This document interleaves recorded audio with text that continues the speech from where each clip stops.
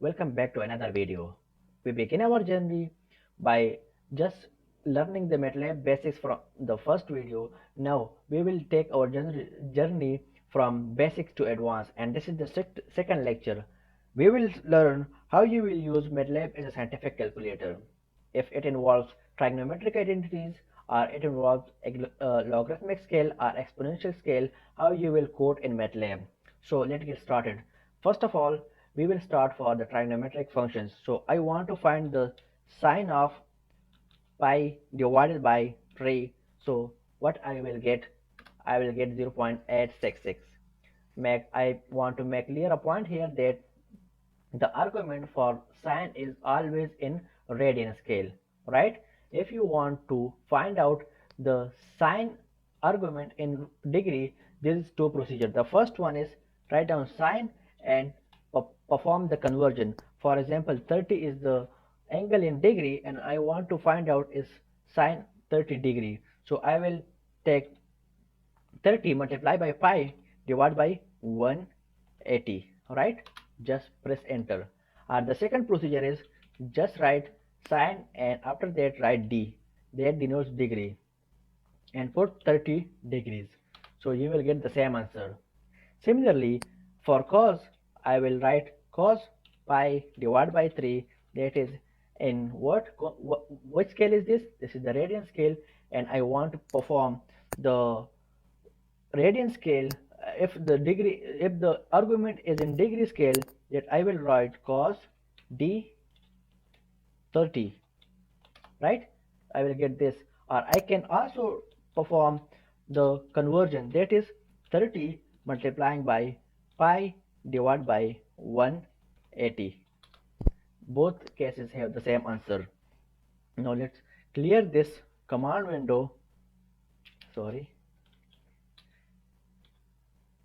Okay, now for tangent I will just write 10, and for degree scale I just put 30, right?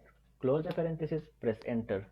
And for secant, that is the inverse of cosine, press secant SECD and put the argument. And for cosecant, press CSC into D and put the argument. Okay, up till now we just perform the trigonometric identities.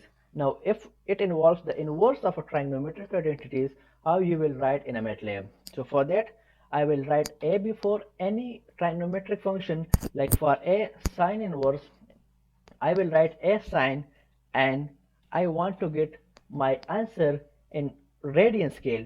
So I will get my answer in which scale? Radian scale. So this 1.5708 is equal to pi divided by 2, right? How I can show that it is equal to pi divided by 2? So I will write that answer minus pi divided by 2.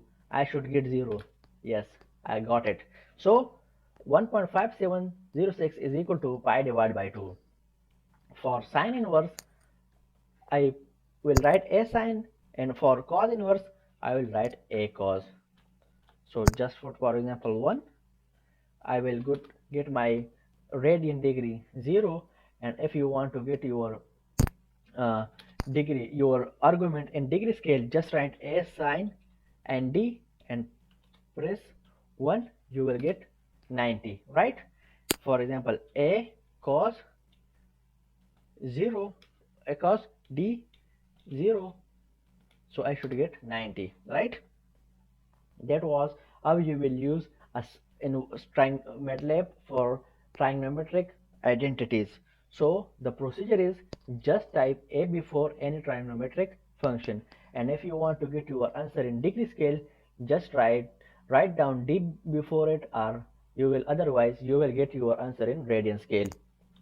Okay, the next elementary operation is, if you want to make the exponential of any number, how you will do it? It's described in earlier as well. Write any number you want to exponential of, press shift and press 6 upper cap, and you want to add this, for example 6, just write down 6, There is no need to put a parenthesis, but the parenthesis is necessary if you want to perform the division in this. So you will get the answer. So, and for logarithmic, what you will do, you just write down log and put any number. That is what you will get. And if you want to make the base 10, just write down log 10 and put the argument, for which you will get 1.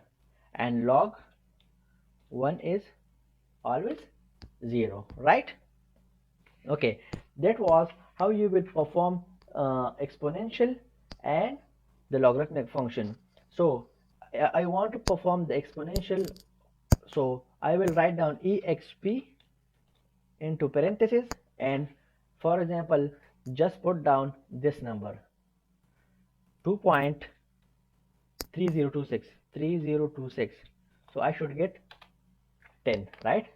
Because in trigonometric, sorry, exponential and logarithmic function are inverse to each other. So up till now we just see how you will use trigonometric identities, inverse trigonometric identities, and logarithmic exponential scales. But if you want to multiply or add two logarithmics, how you will write? So for example, I want to add log 5 and I want to subtract this from log of 7, right? And now I also subtract this from log of 5 divided by 7. So 5 divided by 7, right? Write this and just press enter. I will get this answer. So this was the lecture, and please make sure to subscribe my channel and like this video. Thank you so much.